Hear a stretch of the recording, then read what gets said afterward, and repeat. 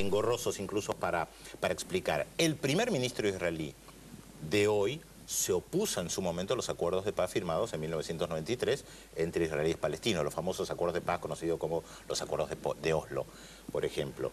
Y hasta el día de hoy se mantiene firme con eso. Entonces vos te encontrás con esta situación que hay un diálogo asimétrico, porque hay uno que es muy poderoso, que es Israel, eso está claro, y hay uno que es muy débil, que ni siquiera tiene un Estado, que justamente lo que pide es tener un Estado para negociar de igual a igual. Hay una situación muy similar a la que todos habrán estudiado en algún momento, primario, secundario, lo que es una ocupación colonial. Hay un Estado que ocupa otro territorio con su ejército, lo controla, lo maneja y la población local lo que quiere es que ese ejército no esté.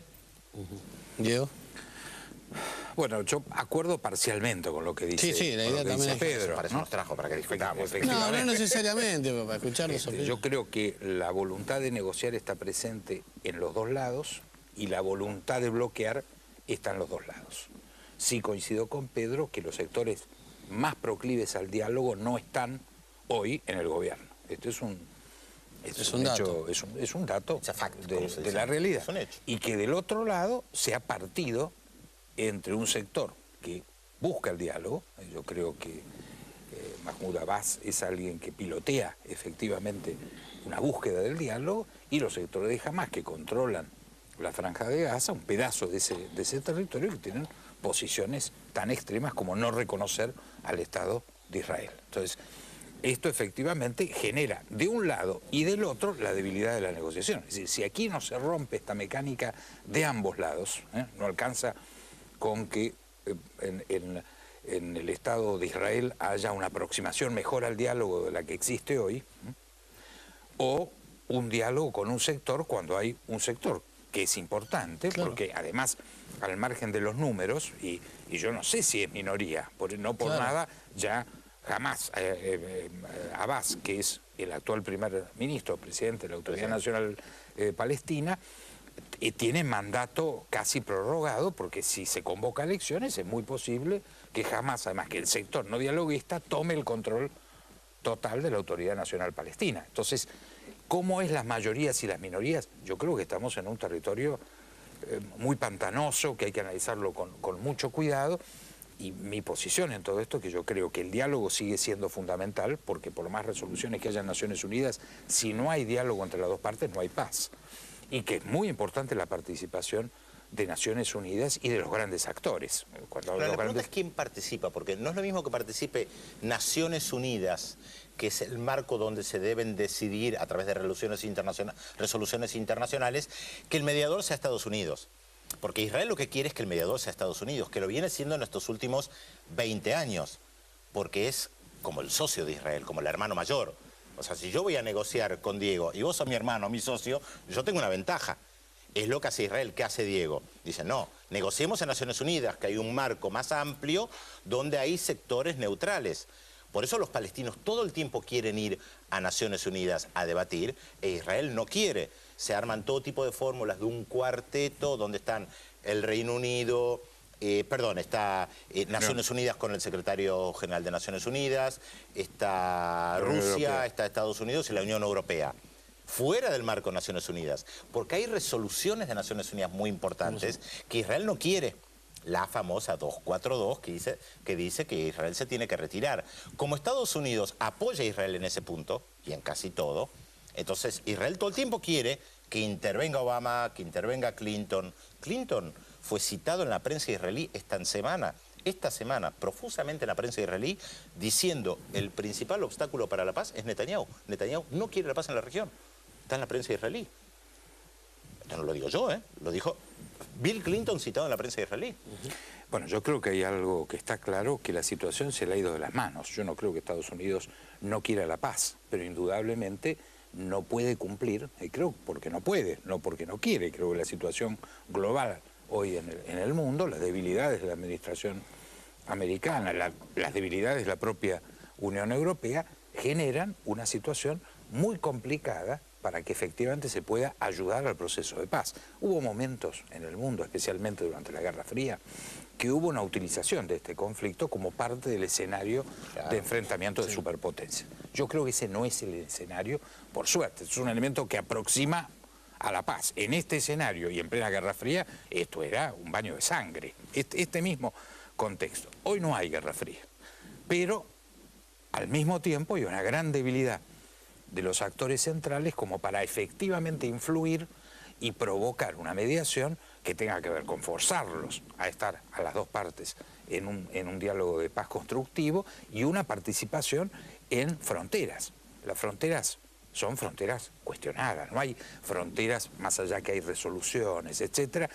Nosotros con Chile tuvimos 150 años discutiendo fronteras, sí. Y hubo momentos que estuvimos cerca de la guerra. Sí, pero acá hay un elemento interesante, el tema de las fronteras, porque los palestinos plantean algo, ponen algo sobre la mesa. Nosotros queremos estas fronteras. Resolución 242, un día antes del comienzo de la guerra en 1967. Cisjordania, la Franja de Gaza, la mitad de Jerusalén. Pero del lado israelí hay un problema, que los gobiernos israelíes y la mayoría de los israelíes no plantea cuáles son sus fronteras. Israel no dice cuál es su frontera como piso para negociar. Que Israel viene y dice, bueno, estas son mis fronteras. De ahí podemos negociar algo. Israel no lo plantea. Es más, Jerusalén, que es parte del conflicto, que Israel ocupa en 1967, Israel lo anexa. Israel dice, Jerusalén Oriental me pertenece. Tienen una consigna central. Jerusalén no va a ser dividida nunca más. Los palestinos dicen, la mitad de Jerusalén la queremos nosotros como capital. Israel dice, eso no se discute. Es un problema ese. ¿Y cuál de los pedidos de los palestinos es una condición y cuál no?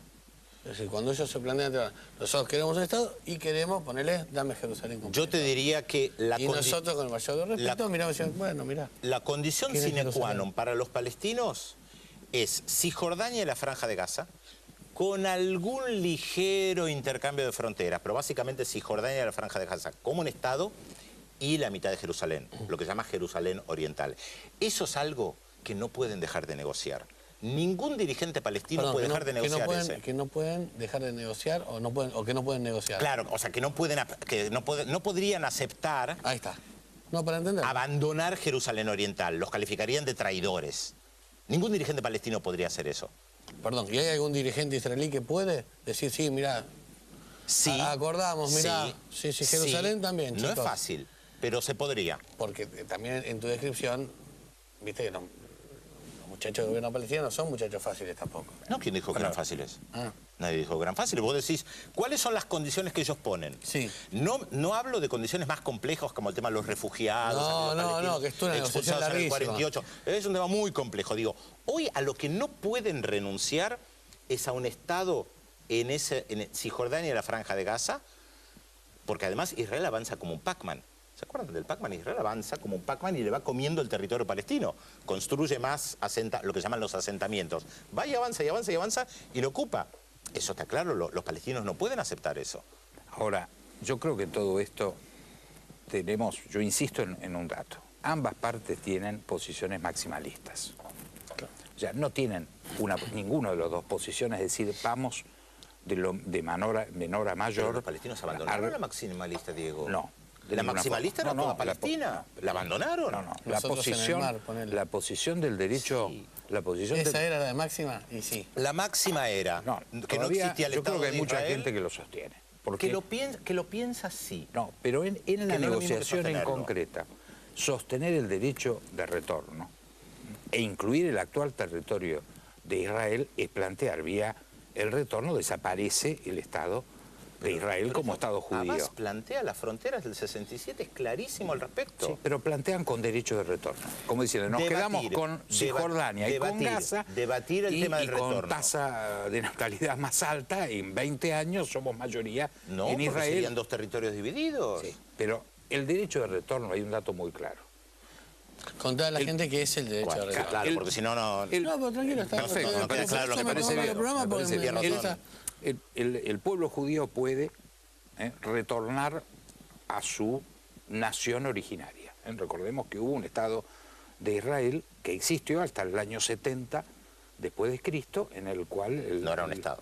Bueno, No era un Estado en los términos modernos. Está bien, No, pero, desde era un Estado. pero desde el punto de vista de un pueblo, era su tierra y fue echado de ahí. Bueno. Definámoslo, es cierto. No llegamos... Eso de que fue echado históricamente es un tema complejo, los historiadores no se ponen de acuerdo, se fueron echados. Yo te pedía, Pedro, que tengas cierto equilibrio. Yo creo que muchos palestinos fueron echados en el año 48, aunque, es verdad, aunque eso no es lo un hecho. reconozca el Estado de Eso Israel. es un hecho. Bueno, y que efectivamente nace la diáspora judía en el año 70, después de Cristo, y que los judíos nos hemos pasado 2000 años rezando todos los años nuevos. Ahora, dentro de un día, dentro de 2 días, se inicia el 5772 orando, diciendo el año que viene en Jerusalén. Sí, pero no para construir un Estado, que no es lo mismo. Bueno, Orar el retorno a Jerusalén no implica crear un Estado judío. No pero es lo estamos mismo. hablando, lo mismo. de un hecho histórico, bíblico, profundísimo, que tiene raíces muy hondas que no pueden Sí, ser, pero que no pueden ni ser vos ni yo negadas. podemos demostrar que somos descendientes de aquellos que estuvieron ahí hace 2000 años.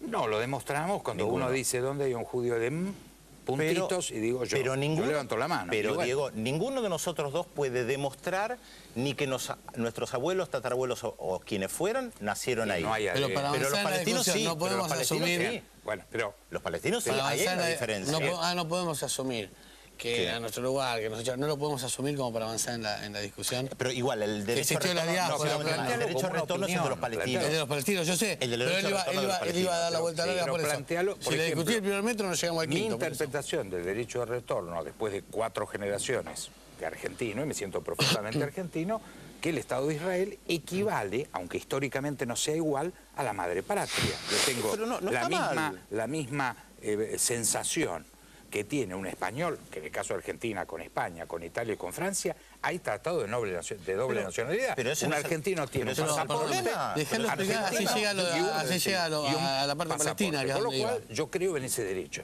de retorno. Ahora, Bárbaro. desde el lado de los palestinos, creo en el derecho de retorno que tiene que ver con la declaración de su Estado, que creo que, como la inmensa mayoría de la opinión pública mundial, creo que hay consenso. Yo no conozco el país que diga que no tienen derecho los palestinos a un Estado.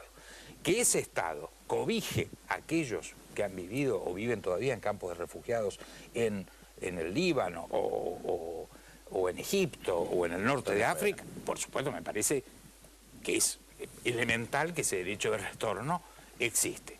El otro derecho de retorno, creo que legítimamente Israel plantea que no.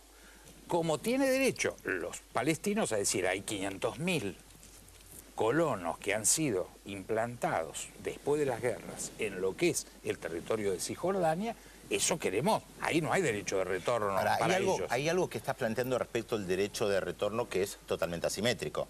Vos estás diciendo, yo judío, aunque no pueda demostrar que nací en ese territorio, puedo retornar a ese territorio, ¿correcto? No, hay un dato muy claro. Si yo hubiera nacido en Alemania, a partir del 38 iba en derecho a Auschwitz.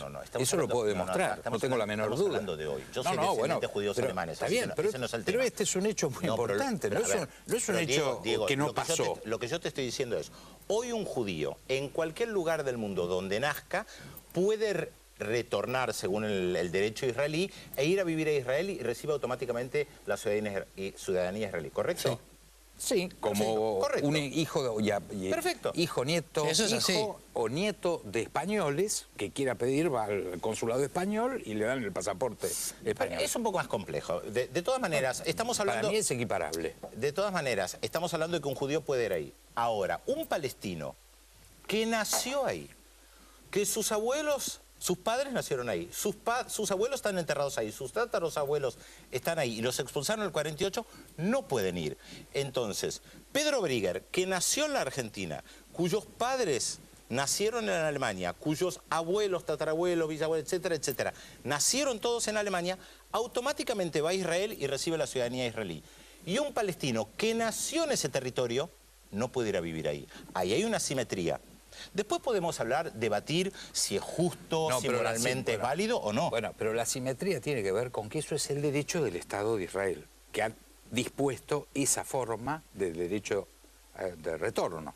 En el caso del Estado Sí, palestino, pero que yo estoy seguro que va a existir... Pero digo, un Estado que se construyó expulsando a la población local, no hay que olvidarse. No, pero ese es un elemento Es histórico fundamental, pero es parte del debate. De eso no hay ninguna duda. Y pero eso es parte del debate. También hubo guerras donde 4 o 5 países buscaron efectivamente empujar a todos los judíos al mar. Echarlos, por supuesto. Bueno, es innegable está bien, eso. pero para vos eso no tiene ninguna importancia. ¿Quién dijo que no tiene importancia? Lo acabo de decir, es innegable. Pero esas guerras fueron ganadas. Entonces también hay un derecho producto Eso es un de debate haberse... también. Bueno, Eso es un debate. bien, pero entonces debatamos Pero no es solo todo. filosófico. Es que no es solo filosófico. Los palestinos lo que quieren es volver a su territorio. Pero hay un dato muy no es un claro. debate entre nosotros. El tema es la realidad. ¿Qué dicen los Pero palestinos? hay un dato real, que es, finalmente, como todo Estado, igual que nosotros discutimos la frontera del Río de la Plata con Uruguay, la frontera de los Andes con los chilenos, tuvimos que debatir fronteras con Paraguay Hay y una con diferencia, Bolivia, hay una diferencia, finalmente Diego. lo tendrán que hacer los dos. En eso estoy de acuerdo. No va a haber, En hasta eso estoy de tanto, acuerdo. yo lo que no tengo duda es que la lógica de decir hasta que no haya condiciones no hay Estado. Discúlpeme.